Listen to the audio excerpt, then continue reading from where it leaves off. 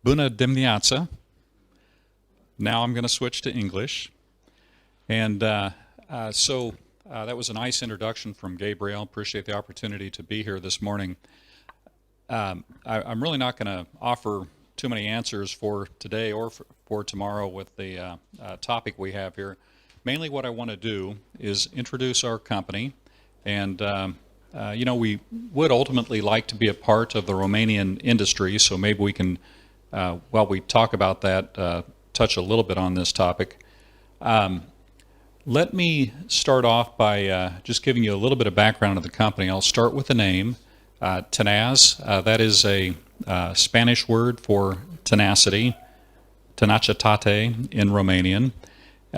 Symbol is a shark, which our logo is a shark. That's one of the symbols for tenacity. And what I'm going to describe to you this morning is our business model. Basically, it is to acquire and then exploit, hopefully improve producing oil and gas assets. It certainly involves development of the properties. It can involve exploration as well. And I'll try to put it into kind of a historical context for our team and then talk about what we want to do going forward. We're a public company, TNZ, traded on the TSX, Toronto Stock Exchange. And as a result, we have disclaimers in this presentation. This is our advisory on forward-looking statements. Presentation, I think, will be on the energynomics website. You could find a more detailed version of this on our own Tenaz website. So, background for the company. We formed the company over the past year. It's an ex-Vermilion and Baytex Energy team from Canada and the U.S., as I'll show in a second. We were used to running public companies. There's a lot of disadvantages to being public, for sure. A lot of reporting, a lot of trouble, a lot of disclosure that you have to make. When we sought to form Tenaz and again execute this acquire and exploit model that we'd used previously, we considered private equity as well as public equity. Cost on the private equity was really just too high, so we turned back to the public markets. The way we went about it in this case was to recapitalize an existing Canadian company called Altura. They traded on the TSX Venture Exchange. This is sort of a junior exchange in Canada. Canadian market is a pretty good place to raise capital for further acquisitions. So we knew the Altura team. We proposed to the Altura board a different strategy for the company, one that involved international acquisitions. We lined up some institutional investors, coupled with some money from the management as well, to invest in Altura, put a fair amount of cash on the balance sheet, reconstitute the board, change out the management, and then change the name and begin trading under the symbol TNZ for Tenaz. We subsequently moved the trading off of that junior exchange, the TSX Venture Exchange, onto the main TSX trading vehicle exchange, and currently we trade there. Market cap of around $60 million. We have about $20 million in cash. So I'll start off just very briefly with the team. Really, three companies in Canada and the U.S., Vermilion Energy and Baytex Energy for the past 16 years, 8 years each, TSX and NYSE traded vehicles, and then prior to that, Dominion Energy Canada, which was a part of a big U.S. utility. That company still exists, Dominion Energy, that is just traded on the NYSE. I'm the CEO. Mike Kaluza is our Chief Operating Officer. He ran a 100,000 BOED operation with Vermilion in 10 countries, and our objective is to be 100,000 BOED over about a 5-year period.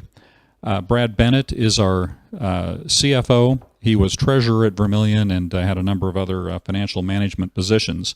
The rest of the management team comes primarily from Vermilion, but also augmented with some strong people from outside of that, outside of these companies, and the technical competence in the company, which we feel we have, is very key to what we do. To properly evaluate the companies or assets that we're trying to acquire, and then subsequently, take those assets over and run them according to our business model and improve the results, at least for the purposes of our shareholders. I'll speak very briefly about the board. Very ESG oriented. In our company histories, we had always stressed sustainability, the use of oil and gas infrastructure as part of the energy transition, and we're going to continue to do that, and our board is constituted accordingly. Marty Proctor is our chair. He's very ESG oriented with Green First Forest Products and in his previous oil and gas ventures, including running a big Canadian gas company called Seven Generations. Anna Alderson is our audit chair. That's a very important position. She's an ex-audit partner from KPMG. John Chambers, continuing director who came from Altura, stayed with us at Tenaz. Technical education, but really a capital markets history, having founded First Energy, one of the significant Canadian independent brokerages. Mark Rollins is a European. He was one of the key people at BG during the growth phase, and subsequently was CEO of Ukranafta. And I am the sole non-independent director. Strong board and very ESG oriented. So briefly, I'll cover on this side the model that we want to follow. I can show it from the history with the two previous companies, publicly traded ones, Baytex on the left in blue and Vermilion in orange on the right. The upper half refers to the growth and income results of the company, growth in terms of production, income in terms of paying out cash to the owners. On that upper half, the columns using the left y-axis represent production in thousands of barrels equivalent per day. The line is cumulative dividends in USD in billions on the right y-axis. So pretty good growth, as you can see in the blue bars at Vermilion. We paid out $1.2 billion in dividends during that time. Even stronger growth rate, pretty high actually, compounded growth rate of 11% at Vermilion on the right, and paid out about $2 billion in dividends. So this is what we would seek to do with Tenaz. We're a public company. We work for our shareholders. We're shareholders ourselves. We try to translate that into public market performance in terms of TSR, capital appreciation, and an income stream. Did it work in that previous 16-year history? Baytex on the lower left, 2004 to 2012. There were 47 Canadian intermediates during that time in the public market. We finished first out of 47, beat the index by about 220%. Vermilion on the lower right. Now, this was a tough period in the industry, 2012 to May 2020, right kind of at the depths of COVID. And the industry, believe it or not, for that 8-year period, the 24 intermediate-sized companies represented here had an average TSR during that period of minus 75%, a very difficult period for the industry. We had a negative return, too, during that time, but it was 40% better than the average, so third out of 24. We think the model works to acquire, develop organically as well, and return money to shareholders, first out of 47, and then third out of 24 over a 16-year period, and that's what we'd be seeking to do again. Next slide, I'm not going to cover in detail, but the point behind this is that to run this kind of model, you've got to be pretty efficient in your operations. You've got to be real efficient with your capital. We crushed a lot of capital cost out of the system, a lot of OPEX per unit, a lot of G&A per unit. Comes through reducing absolute costs and actually growing production during that time and spreading fixed costs over a bigger base. That's what allows you to pay a dividend while you're still growing production in the company. Technically, a lot of the way that we did it was through the use of horizontal wells, and not just fracked horizontals. We used unfracked multilateral horizontal wells as well. In fact, during the Baytex era, we were the world leader really in using these unfracked multilateral horizontals. On the right here, we point out that at Baytex we had the longest well in the world in terms of total meterage or footage drilled, 73,000 feet, a little over 22,000 meters in a single well, unfracked, coming out of 22 laterals. In certain reservoirs, it's a real effective technique. And in addition to that, at Baytex and at Vermilion, we used fracked horizontals, but I'll talk about the context in which we tended to use them. Very technically focused company, relates back to that capital markets model. In Tenaz, by virtue of taking over Altura, we have a current development project. It's in Canada, south of Edmonton, Alberta, called Leduc Woodbend. It's an oil project.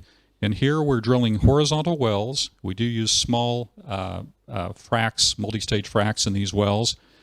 Started out at a mile or 1,600 meters or so.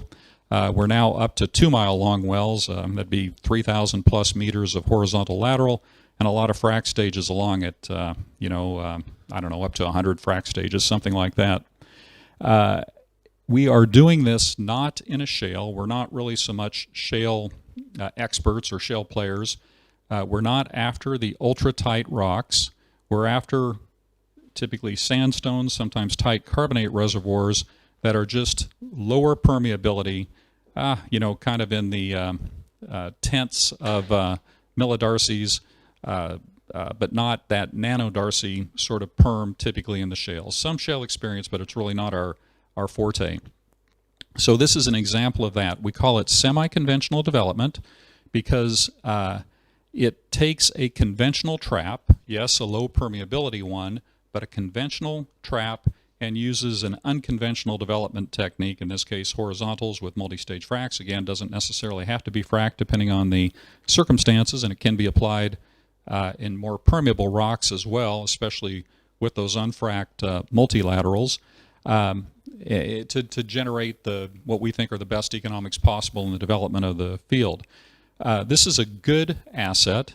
It's a relatively small one, I would say, by our standards. Currently produces about 1,200 barrels a day. Our goal as a company is to build to about the 100,000 BOED level over about a 5-year period. This project can grow. It can reach 4,000 plus, maybe 5,000 barrels a day, we think, over a period of time, drilling at a pretty moderate pace while still generating a lot of free cash flow. At quite high returns. We currently have an oil price of around $85 a barrel for WTI. That's 1-year payout on these wells, over 100% IRR. So it's a good project, kind of small by our long-term standards, but we're going to continue to develop it.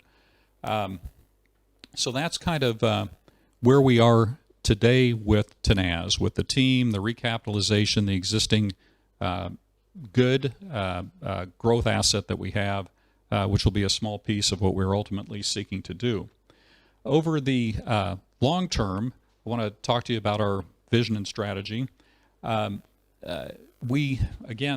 model of our company, we're an E&P company, we're a producer. Our model is to acquire assets, typically producing assets, and redevelop those assets. We will take on exploration projects. It's not going to be the primary focus of the company, but we'll take some projects on that are a little bit, further into the higher risk realm. But mainly what we want to do is acquire and exploit existing producing assets. The collection of countries that are highlighted here, both light blue and dark blue, are the ones that the team has worked in previously. The ones that we would consider to be, for us today, investable jurisdictions are the ones in dark blue. And really there's 3 main regions. The box that is shown here, Europe foremost and MENA second, Middle East, North Africa, so that Europe-MENA box is really the main area that we want to focus on, and certainly Romania is part of this. It's a great industry.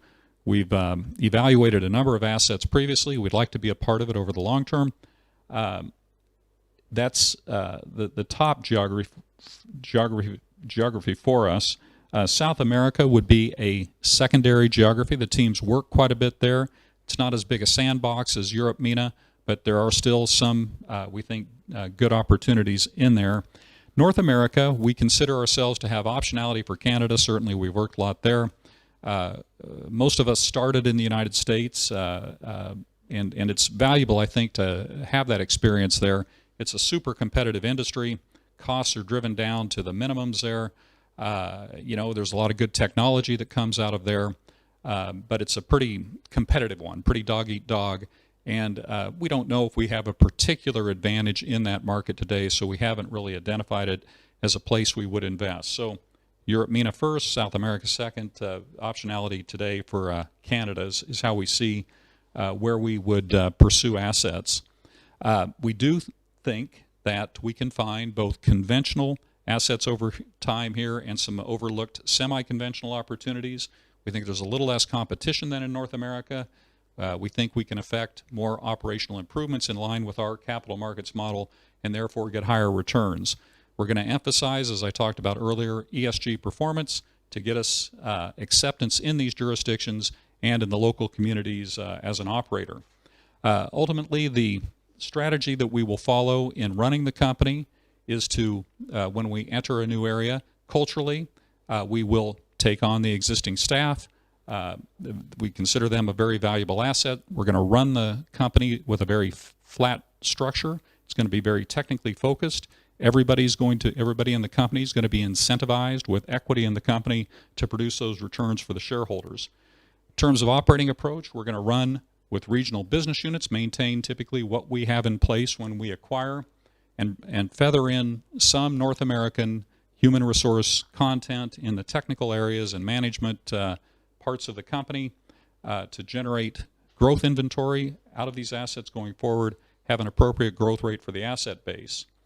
It's all designed to relate back to the capital markets model, where we're going to be putting in place free cash flow assets, or ones that can generate free cash flow, maybe under a different approach, to fund that growth and income capital markets model. We'll use some debt, but relatively low levels, and we will manage the commodity exposure through hedging. So that is really the company, what we intend to do. We see value in these overseas markets. It's an approach that we have applied previously, and we believe we can do again. And everybody in this company, including in the new operations that we take over, is going to be incentivized to deliver for our shareholders. So thank you for your attention, and that is the Tenaz model. Thank you. Thank you very much, Anthony Marino, for our presentation, and good luck. Good luck in this new endeavor. I am interested a little bit more about your views on Romania opportunities, taking into consideration your approach. If any questions from your part, please just show me your interest, and I will give you the floor. Please tell us a few words about what do you see as more promising in Romania. I suppose not necessarily waiting for a new round of concession, but looking for companies interested in divesting in Romania and maybe acquiring some of their assets, or else, I don't know. Yeah, well stated right there. That's what we intend to do. We think it's a great industry here. It's got a lot of oil and gas. It's kind of the linchpin, in our view, producer in Central and Eastern Europe. It's very diverse types of production all over the country. Probably we would stick to the onshore industry, and we think that what I outlined earlier in terms of company approach, the way we've done it historically and the way we would intend to do it in the future, would apply exactly here. Every jurisdiction has its own set of difficulties. Every jurisdiction has its own administrative challenges, its own land access challenges. That they exist in Canada, United States, every country in Europe, in the Middle East, South America.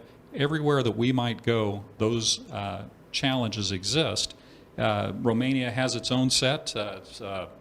It's, I would say, actually a good jurisdiction in comparison to the vast majority to be in. And, we think that if we go through careful evaluation of the assets that are on offer or that we could identify as potentially dealable, we do that careful evaluation, carefully structure a potential deal, try to meet the needs of sellers. We think that this is a place that we could get assets, and we'd want to build it over time. We know it takes a patient approach. In our previous company, we looked quite a bit at Romania without having made a deal. We're, I think, going to be a little more focused on it in the new one, and we think we can be a good participant in this industry over time. Another question from my side: is there any? What are the potential circumstances that might put you on hold in Romania and in Europe in general? Talking about the price of oil, I saw some calculation there for different IRS depending on the price of oil, and also the different taxation. We read the other night Ursula von der Leyen saying oil and gas companies are at the moment where they are supposed to support consumers, and maybe this is the way to prepare for a Europe-wide new tax for the oil and gas industry for the producers. What do you think that would be? What is the great risk to put on hold your projects of this kind? Yeah, I mean, it's a good question there. I mean, the first part of it, just the high commodity prices, this huge run-up, it does affect a business model like ours for sure. We kind of came out of the previous company right at the trough of the pandemic. We thought it would be a good time to get organized, to invest when commodity prices were low, and we found that commodity market changed very quickly. While we were putting our vehicle in place, we started to have this big run-up in prices, and once we did the recapitalization last August through October, almost exactly 1 year ago, we were kind of, prices had already begun to recover off the crazy lows and negative prices that you had at the trough of the pandemic. But then they began this big run-up, then the war started. So in that kind of environment, for sure it's tough to run an acquire and exploit model, an acquire model, because the sellers have a certain expectation and the buyers don't kind of have confidence usually in that kind of price environment continuing. So you get this gulf, this chasm between the bid-ask spread. There are ways of bridging that, and like we've seen it so many times historically, you just got to get used to that run-up in prices and those crashes afterwards and deal with this, crazy volatile industry that we're in. I think that since we've been through it multiple cycles before, although this is a pretty wild one, as low as we went and then as high as it has gone, especially like now in European gas prices. I remember actually in May of 20, we were looking at some $1 and $3 day-ahead bids, or 1 to 3 euro per megawatt hour day-ahead bids for gas, and you have 100 times that today, so that's a pretty big cycle. But I believe we can deal with it in either product. The question of some kind of windfall profits tax, I guess, kind of unknowable. They've been applied elsewhere in the industry over 50 years, way back to the original energy crisis in the 70s, even in the United States. They weren't very effective. They do tend to restrict production. What everybody needs today and what Europe needs today is supply. And it will get supply over time. There's no question about it. It needs indigenous supply. I think there's a lot more potential for that than we've been able to take advantage of today so far. Europe will get supply from the Middle East, from the Near East, from LNG, from Americas as well. So over time, those prices are going to come down. My opinion is the only way really to deal with it is through market mechanisms that control how much of it is used and encourage the supply to be brought forth over time. The question of windfall profits tax, something like that at a EU level, I don't know. I don't know if it will occur. To me, it's kind of something that has been tried and was not effective. So, hopefully economic reality will prevail on it. Yeah. But we'll just have to see. And if it occurs, it's something we'll deal with. We'll deal with then. Thank you. Well, another question from me, maybe the last one, maybe. You are running a company which is very much focused in oil and gas, with a very rich history and background in oil and gas. What does it mean, ESG and energy transition, from such a company? Yeah. Okay. Yeah. For us, historically, what we wanted to do and what we did do was projects that actually were real economic projects that took existing oil and gas infrastructure and used it for energy transition projects. For example, the use of heat from our oil and gas operation, essentially a geothermal set of applications where you bring up all this hot water, we use it, we re-inject it for water flooding, but before re-injecting, we used it to heat greenhouses, we used it to heat apartments via very simple equipment, just heat exchangers, and there was a significant benefit in terms of carbon that was not burned and put into the atmosphere because it removed the need for alternative heating. It jump-started new industries in terms of ag, very sustainable industries for the long term. This is the type of thing that we specialized in previously, and that it got good recognition in the investment community. It got good recognition in the countries, the jurisdictions we were in, and the local communities. So it has real benefits for the overall carbon profile, has real benefits in terms of demonstrating how oil and gas can contribute to these renewable and sustainable industries, and it has benefits to the shareholders. That's the type of thing we want to do going forward. We do believe, that oil and gas are in fact transition fuels in and of themselves. For sure, we want to get to a lower carbon future. We know we will. Best way is kind of through market mechanisms and also the proactive ventures by these oil and gas companies like we have done, and that's what we think of as ESG and sustainability. I mean, in a carbon sense anyway. Goes well beyond that in the social realms, and of course you want a very safe operation, which we've always stressed. That's the most profitable way to do the business as well, and that's what we intend to do in Tenaz as well.